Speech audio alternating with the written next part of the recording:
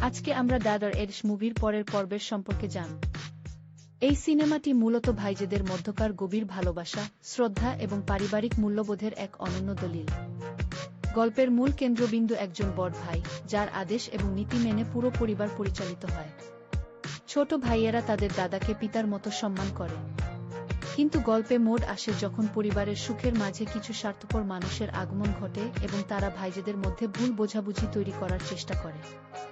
বড় ভাইয়ের আদর্শকে ধরে রাখতে এবং পরিবারের ঐক্য রক্ষা করতে ছোট ভাইকে অনেক বড় ত্যাগ স্বীকার করতে হয়। সিনেমাটিতে গ্রামীণ ও মফস্বল জীবনের পারিবারিক টানাপোড়েন খুব সুন্দরভাবে ফুটিয়ে তোলা হয়েছে। দাদার একটি আদেশ কিভাবে ভাইজেদের জীবনকে পরিচালিত করে এবং সমস্ত চক্রান্তের বিরুদ্ধে ঢাল হয়ে দাঁড়ায়, সেই আবেগঘন গল্পই এখানে তুলে ধরা হয়েছে।